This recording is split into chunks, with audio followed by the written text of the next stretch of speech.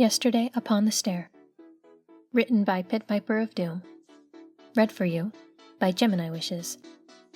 Chapter 29. And I don't know, that was it for me. Izuku stares up at the sky, feeling the grass tickle at the back of his neck. The clouds move slowly above him, thin and wispy in the early summer. His back itches, from the grass or the damp shirt pressed against his back, but he doesn't move. His mouth feels dry, even though he just took a drink. It wasn't just... He tries to continue, but he just can't find a good way to say it. I weighed my options. Or I tried to, at least.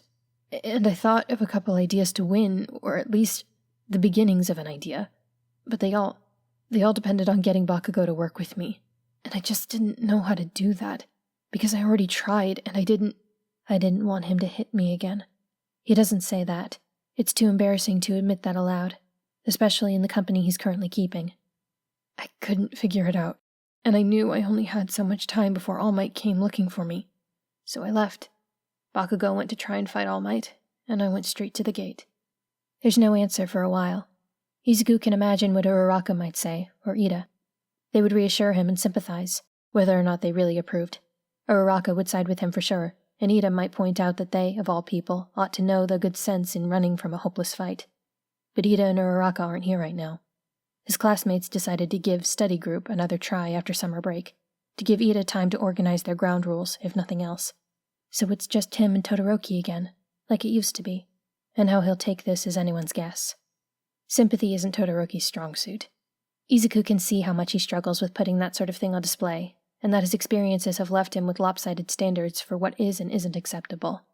Besides that, he has over 10 years of punching bag treatment to Izuku's 5, and he still finds the strength to face endeavor every day. So maybe Izuku could have picked a better sympathetic ear among his school friends, but Todoroki is here and trustworthy, and Izuku could do a lot worse, too. Do you think less of me? He tries to keep his voice neutral, as if he's commenting on the shape of the clouds. No, Todoroki answers readily enough. It's so immediate and characteristically blunt that, really, slips out before Izuku can think of an actual response. He can hear Todoroki shifting in the grass, uncrossing his legs to keep his feet from falling asleep. Did you expect me to? No. It comes out too hesitant for Izuku to simply brush it off. Maybe. I don't know. I guess I thought it'd take you longer to decide if the answer was no. He hesitates, swallowing in the hopes of dealing with his dry throat. So you don't think I should have stuck it out? That's not what you asked, Todoroki replied. Izuku cranes his neck to look at him. It isn't? I don't know what your situation is, or why you and Bakugo don't get along, Todoroki tells him. If you think you could have done better, then that's fine. You know better than I do. But you asked me if I thought less of you for it, and I don't. I could have done more, Izuku admits. Then do more next time, Todoroki replies. Simple as that. He pauses, and Izuku finally shifts over to see his friend sitting with his knees to his chest, picking at the grass at his feet. Though, he hesitates again. You were the one who told me that avoiding things that hurt you isn't weakness, weren't you? Only if I have a choice. You did, Todoroki says. So did Bakugo, and he made it. Not your fault it was a crap choice. Izuku huffs out a laugh and sits up, wincing when cool air touches his back. Yeah, it was a pretty terrible plan. I wouldn't go that far. Technically, it worked. At this, Izuku jerks his head around to stare at him in confusion. Huh? You said his plan was to lead All Might around by the nose while you stayed out of the way, Todoroki points out. I don't see why he's so upset. You followed his plan exactly, and it worked. Izuku laughs. It starts as a surprised little snort, and in the next moment he's curling over and wheezing a little because honestly, he never thought of it that way. It's not a justification that Bakugo would ever accept, not in a million years, but Izuku will take it.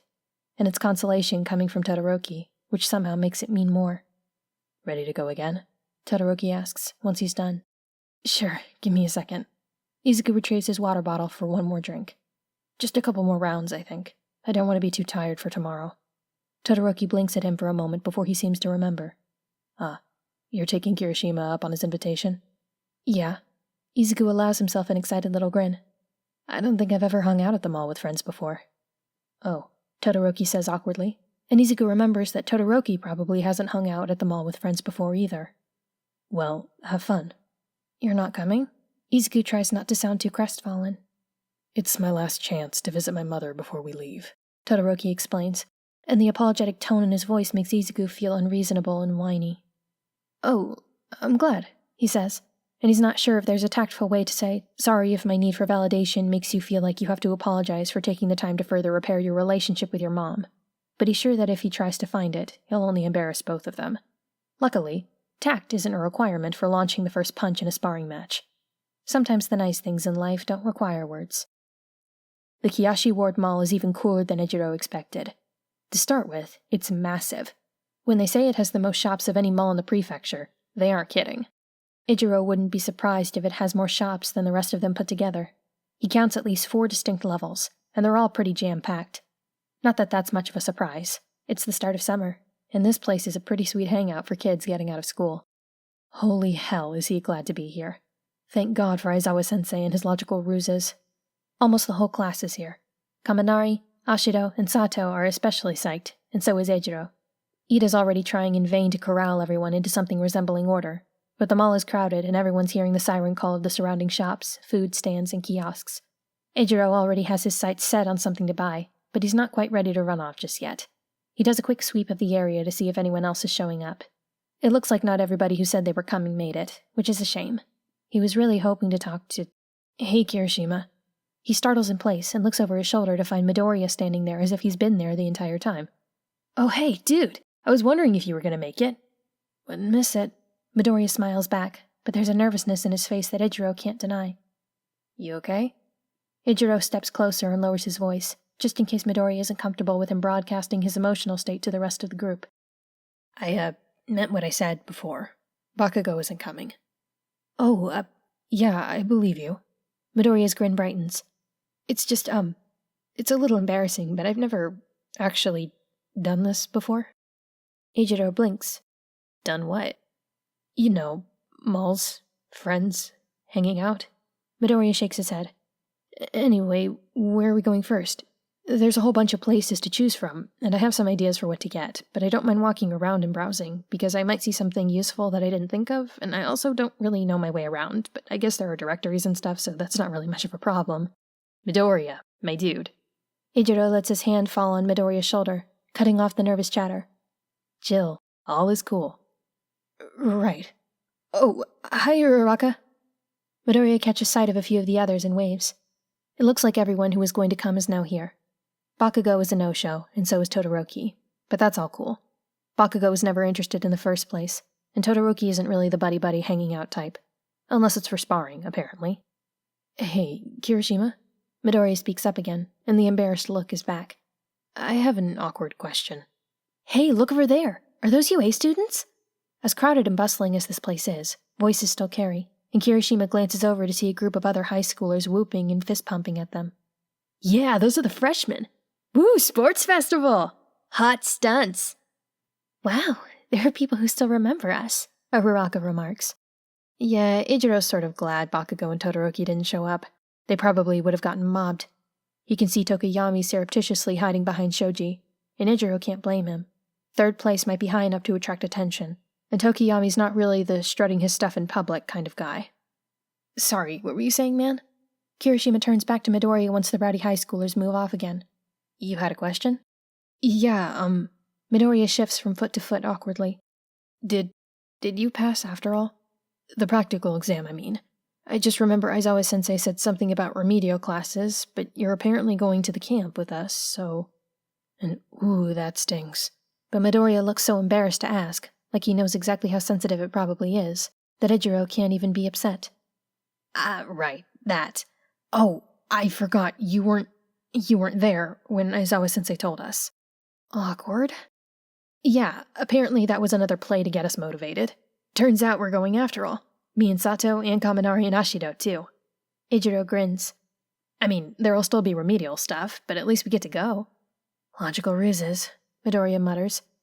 Yeah, my brain's still a little scrambled. But hey, we're going camping in the woods and I get to come, so you won't hear me complaining. By now, everyone seems to have a plan, and everyone has a different plan. Jiro and Yaoyorozu are going off to look at kit bags. Uraraka needs bug spray. Ashida's going with her to look at camping supplies, and so on.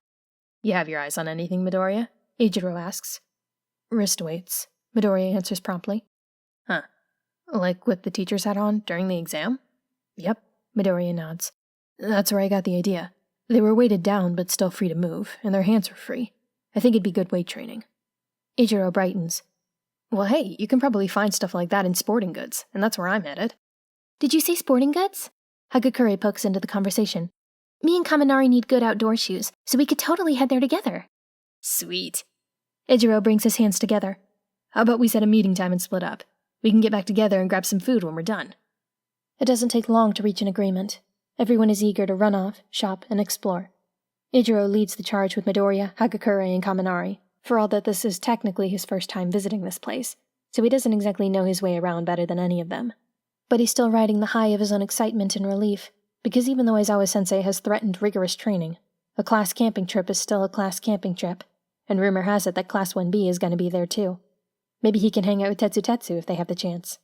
So I know there's this super amazing sports store in here somewhere, he says. We might end up running into the others there anyway, because I bet loads of us are looking for camping gear, right? Well, none of us have been here before, so... Kaminari glances around at the sprawling shopping center and shrugs. Should we wander around until we do? We could do that, Hagakure says. Or we could look at that directory over there. Kirishima joins Kaminari in scanning the place. Where? It's right there, Hagakure huffs. Where I'm pointing. Kaminari gives her a pained look. Hagakure, you're wearing a tank top. I see it, Midoriya says, and his voice shakes like he's trying not to laugh. Hagakure sighs with relief and annoyance, and she and Midoriya lead the way to the sign. The shop they're looking for is on the second floor, closer to the opposite end of the mall from where they stand. Still, the layout of the place isn't too complicated. As long as they find their way upstairs, it should be pretty easy to get to. Of course, that's when they reach their first obstacle. An escalator roped off with caution tape and a brightly colored, out-of-order sign. Oh man, that figures. Hagakure blows a raspberry. Is there another one close by? Ichiro casts about quickly, before his eyes alight upon a pair of double doors set into the wall nearby. Even better. There's the elevator, guys. Come on. Sweet. Is it one of those glass ones? Kaminari keeps pace with him as he leads the way over, and they end up racing each other to be the first to hit the button. It's a close race, but Kaminari wins by virtue of gently zapping him when Ichiro tries to jostle his way to the front. It's a bold and sneaky move, and Kirishima can't even be annoyed. It is not in fact a glass elevator, but a normal metal one, which is a little disappointing, but hey, if the elevator ride was going to be the highlight of their trip, then that would probably make it a pretty crappy trip, right? At the sound of Midoriya's voice, Ichiro looks over his shoulder to find Midoriya hanging back and checking their surroundings. I'll meet you guys up there. Second floor, right? Huh? Ichiro frowns. Come on, don't get separated now. It's pretty crowded here, and you did say you've never been, right? It'll be better if we stick together. I'm not going anywhere, don't worry. Midoriya flashes him a quick grin. Just trying to find the stairs, that's all. Can't skip leg day, right? The elevator doors open, and Ichiro rolls his eyes as he catches Midoriya gently by the arm. Come on, dude. I know you're hardcore, but you have plenty of time for leg day at camp, right? Kaminari and Hagakure are already inside, holding the doors open for them, and Kirishima tugs him in. You don't have to be hardcore 24/7. Thud. Ichiro swears he feels the elevator shake when Midoriya catches the frame. He doesn't just hit it, he slams it, hard enough for all that he doesn't use his quirk. Shocked, Ichiro freezes where he is, still holding Midoriya's arm. His friend hasn't followed them in. He's gripping the edge of the door frame with one white-knuckled hand just to keep Ichiro from pulling him in. Kirishima, I will pay you cash money to let me take the stairs. Midoriya looks him dead in the eye, and Ichiro is too shocked to form a proper answer. What? I'm not kidding. Name your price. The desperate note in Midoriya's voice is what makes Ichiro let go, and Midoriya pulls his arm back like he's been burned. At the last moment, he sees Midoriya's eyes widen, as if he's only just realized what he said. He opens his mouth to say something, then turns and hurries away. Kirishima makes a step to go after him, but the elevator doors slide shut in his face. Midoriya doesn't meet them on the second floor. Stupid. Stupid, stupid, stupid. Izuku weaves through the crowd, bumping and shouldering people as he goes, ignoring all the odd looks he gets as he hurries to put as much distance between himself and the others as possible. His heartbeat rattles in his throat and fills his ears with static. Dimly he's aware of Rei close to his side, as she always is. But he can't talk to her, can't risk it, not when he's too addled to be discreet about it. That was stupid. He should have been braver than that. Or if nothing else, he should have been smarter than that. But he wasn't. And now 3 of his classmates know, or at least have an inkling about something he's tried so hard to keep to himself. And they'll have questions. Questions that he won't want to answer because they're uncomfortable and pathetic and humiliating, and what kind of hero panics over something so harmless and common? He should have kept his head. He should have slipped away before they got close. He should have snatched his arm back before Kirishima could pull him in. He should have gone ahead and met them instead of opening his stupid mouth and giving them a chance to argue. He should have bitten the bullet and followed Kirishima in. It's just an elevator, a stupid elevator, not even a closet. Izuku sucks in a breath that hitches in his chest. Avoiding things that hurt you doesn't count as weakness. He said that. He remembers saying that. He remembers Todoroki telling him he said that. But it's so much harder to follow advice than to give it, even when it's the same damn advice. His eyes burn but stay dry, and at least that's something. Even if he just humiliated himself. Even if he dreads meeting them again later because they'll ask questions, and Kirishima will look at him with sad, guilty eyes like it's somehow his fault Izuku has a weakness like that. At least he isn't crying. It's a close thing. Izuku is lost in his head as he makes his way through the throng. Eventually, his mind comes to terms with the fact that he has no real idea of where he's going, and no intentions that might help him remedy that. He'll have to go to that sporting goods store eventually, if he wants those weights. Or he could find Uraraka, or Ida. Ida will be easy to find, with Tensei following him around like usual. That's it. He can find one of his other friends and follow them around. Try to salvage whatever fun might still be squeezed out of today. If he needs to, he can always come back later, or buy weights online or closer to home. He just has to calm down. Breathe. Get his head out of this mess of choppy emotions and back to where it's supposed to be. It's only when he starts to do that he realizes Ray is urgently swatting him in the shoulder and hissing. Izuku blinks his way out of the haze and back to the present, just in time to avoid crashing into someone. He swerves out of the way with a yelp, earning a bewildered look from a passing shopper. Izuku blinks back, matching their confused look, before he glances back and realized he just clumsily pirouetted out of the way of a ghost. Ray jostles him by the shoulder and bares her teeth, glaring around him like a suspicious bodyguard. Faint alarm trickles into his veins, and Izuku follows her example to scan their surroundings. That's an awful lot of ghosts. The mall is already crowded, but the spaces between the shoppers are now filled with wide-eyed spirits, and their voices pitch above the white noise of conversation. Izuku can't quite pick out words, but what he does hear sends a crackle of fear up his spine. Moans and sobbing, quiet wailing, a few pitched shouts, all of them echoing in his ears and his ears alone. Sadness, fear, anger, desperation, despair. The dead aren't happy. There shouldn't be this many of them, not in a place like this, and not so suddenly, unless a whole lot of people just died simultaneously nearby, or... Are some of them looking at him? Izuku checks the news app on his phone, but there's nothing of note happening anywhere in Kiyoshi Ward. He scans the crowd, spots a woman who seems lucid enough in spite of the gunshot wound in her throat, and creeps over to her.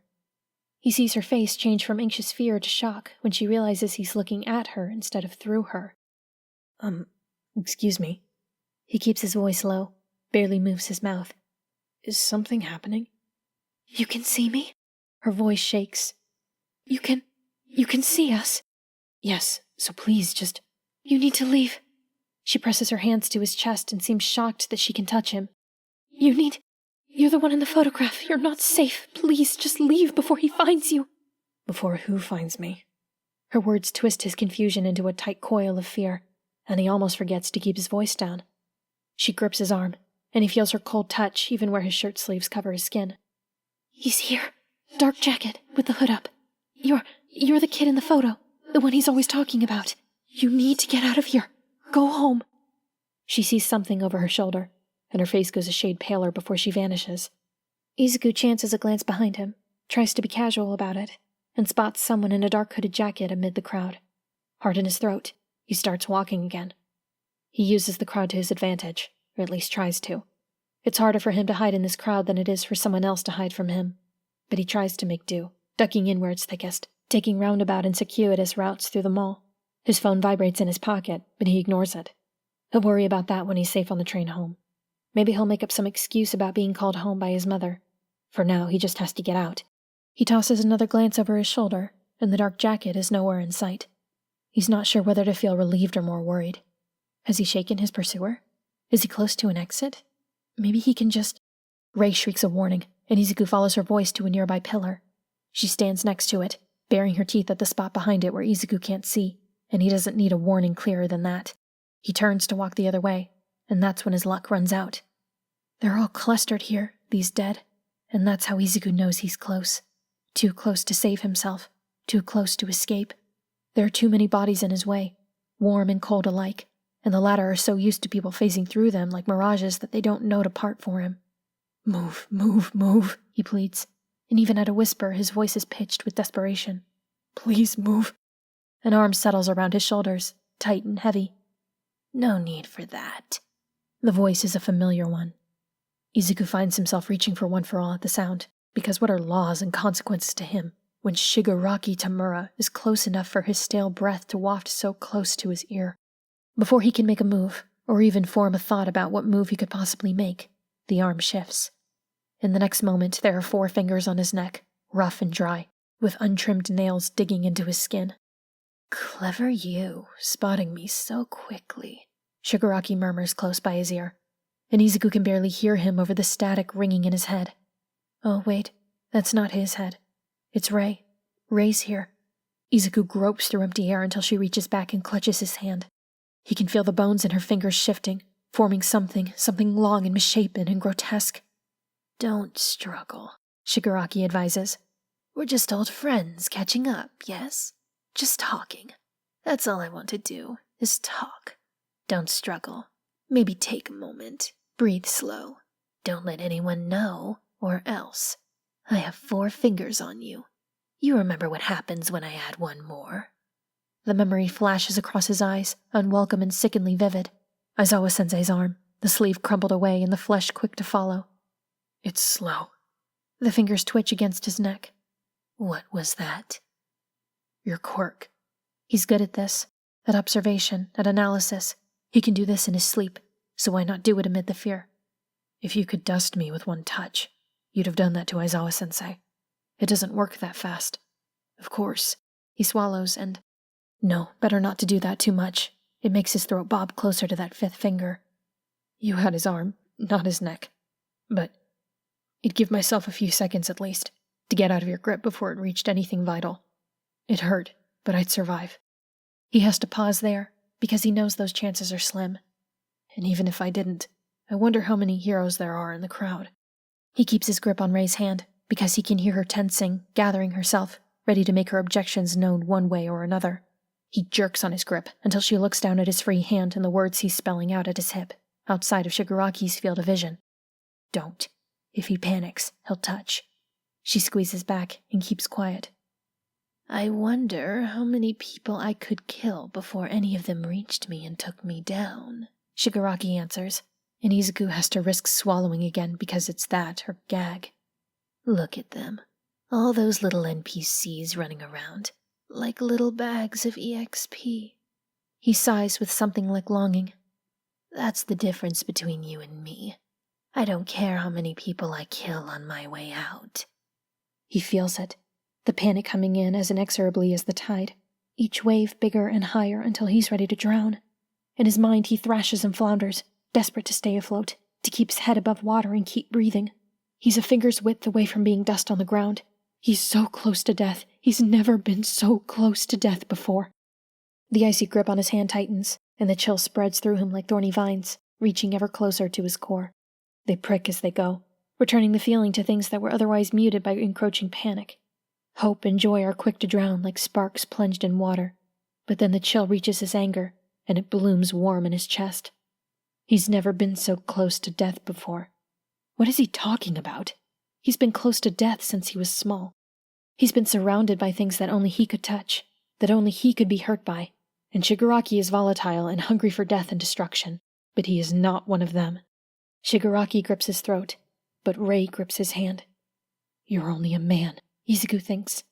A man who eats and sleeps and breathes, and my friends are scarier than you. That's better, Shigaraki says. Come on, hurry up. Let's have a seat together, shall we? He lets Shigaraki guide him to a bench and sits down gingerly with him, mindful of how close that finger hovers over his neck. He can't risk a deep breath before he speaks. So, what did you want to talk about? You're annoying, Shigaraki tells him. I'm sorry. Shut up. His fingers twitch, and Izuku presses his lips together. You want to know why you're annoying? Because I can't decide whether I hate you or not, he hisses through his teeth. You piss me off. But you know who pisses me off the most right now? The hero killer. That's reasonable. Izuku hopes his voice sounds as calm to Shigaraki's ears as it does to his own. He wishes he could control his own heartbeat, because Shigaraki must be able to feel it with his fingers positioned where they are. It's partly your fault, Shigaraki snarls. Because you ran into him, you fought him, and now everyone's talking about him. His fingers tighten again, nails digging into flesh. About him. Why aren't they talking about me? Izuku keeps silent, not sure if that's meant to be rhetorical or not. Of course, if it's not, then he might piss off his captor by taking too long to answer. He can't risk turning his head to try and gauge his expression, not without possibly bumping his fingertip. That's what pisses me off, Shigaraki goes on. I did so much, right? I released those Nomu in the city. I attacked the USJ. I infiltrated UA. And nobody's ever done that before, ever. And what do I get? Nothing. Nobody. Everyone only cares about Stain. His breath rattles harshly in his throat. Sorry, Izuku says. He's trying to come up with a plan, but all he can think of is exactly what he's already doing. There's no promise of help coming like there was at the USJ or when he fought Stain.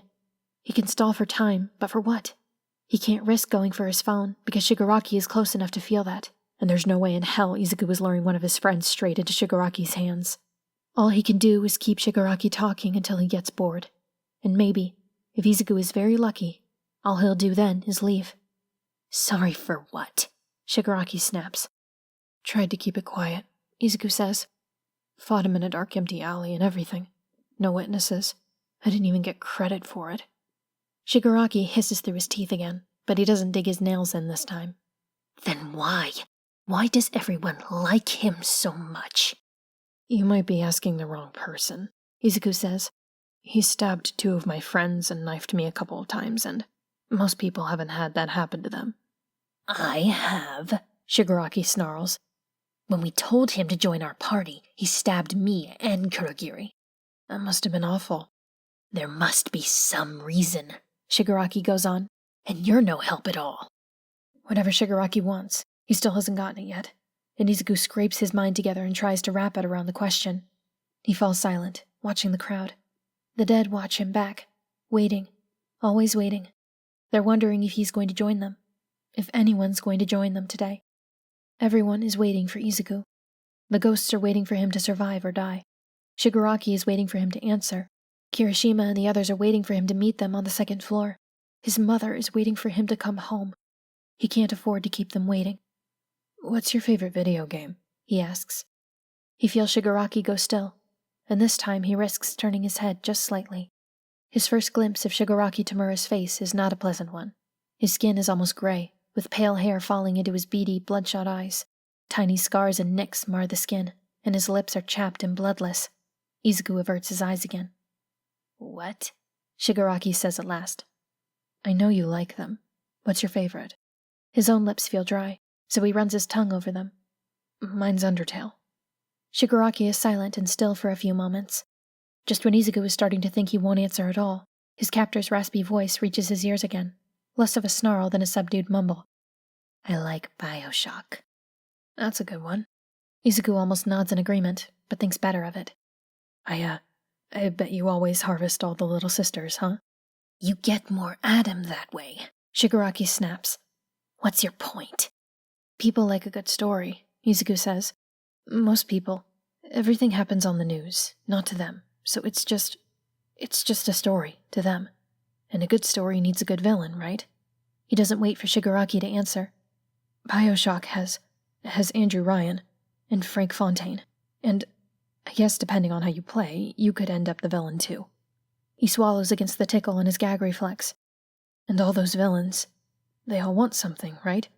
Fontaine wants money and power, and Ryan wanted to be free, Shigaraki murmured.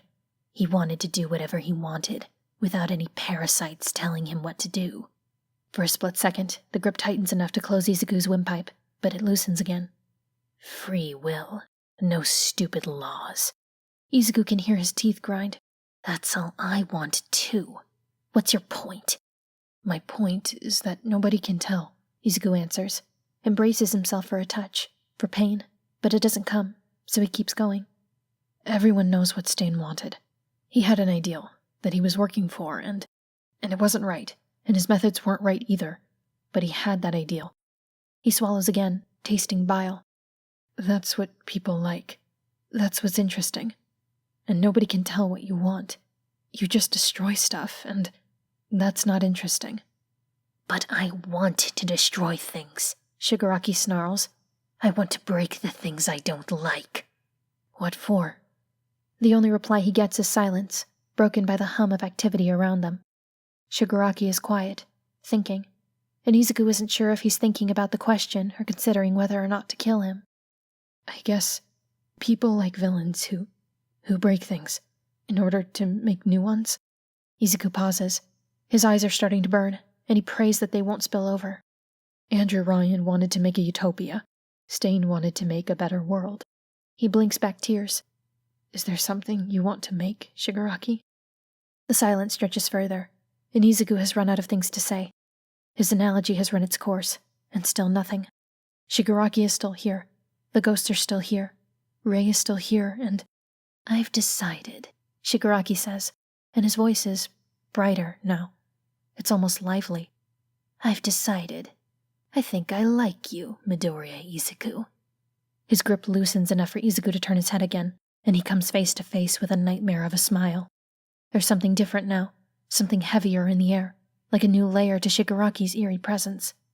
It's barely a fraction of what he feels from most poltergeists, from what he felt from Stain moments before his fall, but it's similar enough to bring the bile creeping up his throat again.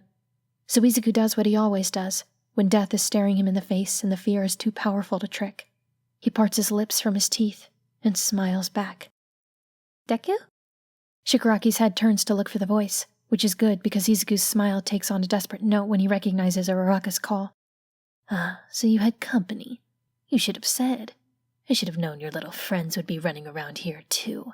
The hand leaves his throat, and his grip was never hard enough to throttle, but Izuku's next breath shudders on the way in all the same. Rei hugs his arm, and that's all that keeps him from pitching forward off the bench. Now free to move, he spots Uraraka and Kirishima weaving through the crowd. Uraraka's phone is in her hand. Well, see ya. Shigaraki rises abruptly from the bench. Don't try to chase after me. You know what'll happen if you do. Uh-huh. Izuku's head swims. Shigaraki. Yeah? What about All for One? His voice cracks. What's he trying to make? Shigaraki turns his head, just enough for Izuku to see the curve of his smile. Wouldn't you like to know? Maybe you'll get to ask him someday. And with that, he's gone, vanishing into the crowd. Izuku struggles to his feet just as Uraraka comes rushing to his side with Kirishima close behind her. Deku, I got your message. Whatever his face looks like right now, it must not be good, because Uraraka goes pale when she sees him. What happened? Are you all right? Who was that? Kirishima asks, twisting around to search the crowd. Oh, that was Shigaraki, Izuku replies faintly. The wave is back again, higher and heavier than ever before. He's used up the delay. He wanted to talk. Can you guys call someone? If one of them replies, he's beyond hearing them. The dead are filtering out of the crowd once more, and Izuku knows that Shigaraki will be long gone before any police or heroes reach them. He makes it to the nearest trash can before being violently sick.